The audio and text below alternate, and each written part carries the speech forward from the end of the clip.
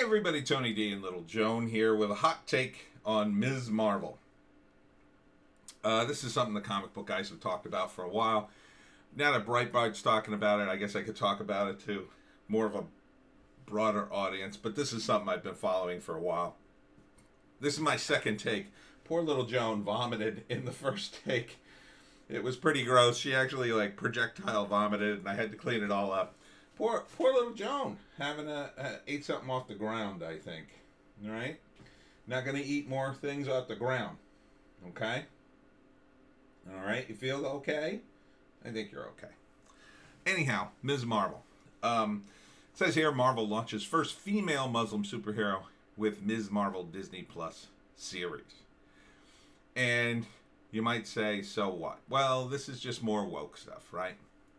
In 2013, Marvel launched a new iteration of its decades-old character, Ms. Marvel, which features a Muslim girl taking up the costume. It was Marvel's first Muslim superhero, and now the comic book giant is set to bring the Muslim character to the small screen in a new Disney Plus series. No, it's not true. They had a Muslim character, at least one other female Muslim character that I know of before that. I believe her name was called Dust. And she might have been in some sort of alternate future Marvel or whatever. But she was Muslim. She was very Muslim. She wore burqa and everything, I think, or at least a hijab. And I believe there are even ones before that, if you really dig. I mean, it's like when Marvel announced the first gay hero. They had already had one back in the 80s. So, you know, this may be technically the first Muslim superhero female, because I don't know if that character you could consider a superhero. I don't think she had a costume, but, you know, it's like, it's just promotional stuff. But this character, in my opinion, was never popular. Now, understand, I've been in comics for over 20 years. And all that time, they've said, oh, we got to get women, we got to get women, we got to get women, we got to get women. Women don't read comics. I keep saying this. Some of them do. There's a small percentage that do. Hello, fangirls. But most of them don't. Most of them don't. And most fangirls will readily admit that. And when you push wokeness and intersectional feminism on the comics, even fewer women will read them.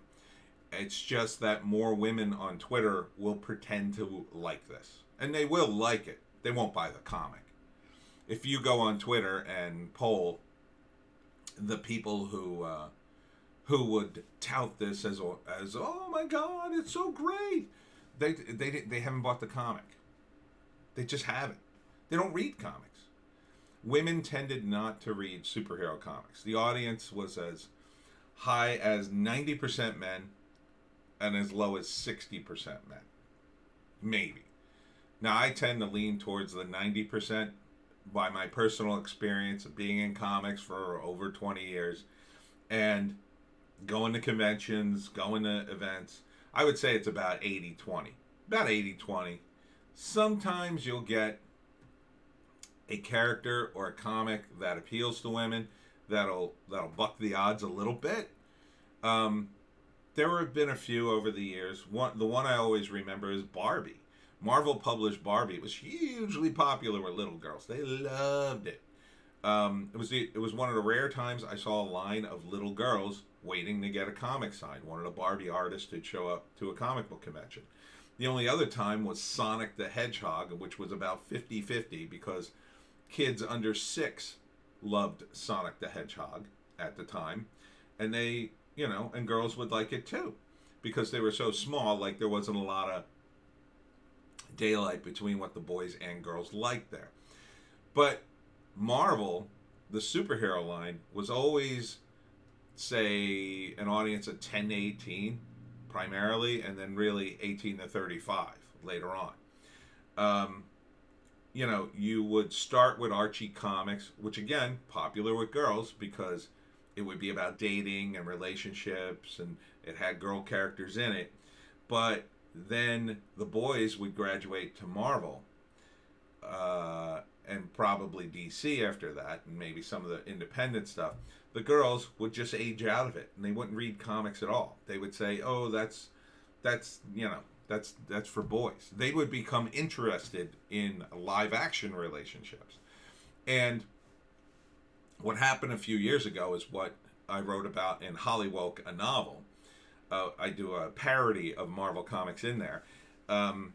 Wokeness invaded Marvel Comics. They replaced most of the editorial staff with women, and mostly intersectional feminists who had a huge agenda of being super, super woke.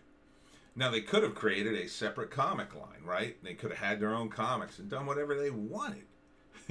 You know, they wouldn't even have to do superheroes. They could just do woke intersectional feminist comics. Why even do superheroes at that point? The problem is there's no audience for woke intersectional feminism. They don't want to buy comics. There's no audience, or the audience is so small it wouldn't register a blip.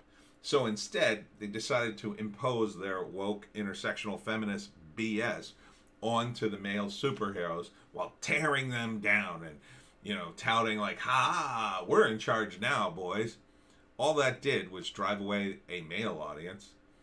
A handful of the females joined up, but a lot of them were annoyed too, because they're not stupid. You know, ideology is not a substitute for story. So announcing like, "Oh, we have the first female Muslim superhero," that's not a story. Okay? A story is, we have the first character that stops all crime in Gotham City, or in Marvel's case, New York City. Right? That implies a story. Muslim? That's a trait. That's like saying, "Oh, we have the first character with red hair who's under 5 foot." That's not a story. Those are traits of the character. So now they're touting this as some big launch, and it's just Disney Plus. It'll just be another thing on Disney Plus. And part of the audience is Disney is aiming it at moms, right? So imagine your mom being in charge of your television and your comics and choosing what you could watch and read. And when you're a little kid, that's exactly what she does. Now, is she going to choose some old Wolverine cartoon where he's got claws and he stabs ninjas? Or is she going to pick the nice Muslim girl? Ooh, and she fights bank robbers, but she doesn't hurt them. She puts them in jail. Right, she'll pick the sort of light character who's kind of mildly funny to her, that she doesn't really watch, keep in mind. She just sort of skims it and says, "Oh, that looks nice." That's what moms would pick, right? So your mom picks these horrible superhero comics and a horrible superhero TV show and sits you down and says, "Oh, you can watch this. This is harmless." And then you watch 2 minutes of it and go, "Well, I don't want to do this." And then, you know, you go off and find a box to hide in or whatever. Because a box, it would be infinitely more entertaining than probably watching Miss Marvel, is my guess. Anyhow, you know, it's just, why are they doing this? It's because there was no audience for woke intersectional feminism. So they have to glom on to something that already has a built-in audience. But the problem is they don't understand. They've killed the audience for superhero comics. The guys I know who are hardcore fans have all left. They don't buy Marvel comics anymore. A handful, you know, they'll still keep a couple of handful of guys. Like right now I hear Spider-Man's really good. Like one of the versions of Spider-Man. But even that, they can't really leave alone. They just redesigned his costume and everybody's complaining about it, of course. That they'll never leave everything alone until they have a changeover of editorialship, right? The boys' comics will always be very, very marginal in the current regime. The girls, the woke intersectional feminists, that's always going to be the top-notch stuff. But it's not. Like Ms. Marvel, they've had to relaunch a bunch of times. It doesn't sell. So they keep relaunching it because when you relaunch, you start with number 1 and then the comic book stores, as desperate as they are for sales, know that they'll at least get a few people to buy. And in the world of comics, what you do is you put your A team on the comics you want to sell. So, if you have a new artist-writer team that's doing well with a book and they drive up the sales, typically the strategy in Marvel or in DC would be to move them onto a new comic. The problem is now, the moment they get a new artist and writer team that they feel is solid, they're probably going to move them on to a comic like this. And then force the team to insert all the intersectional woke feminist BS that won't appeal to their audience. So it's really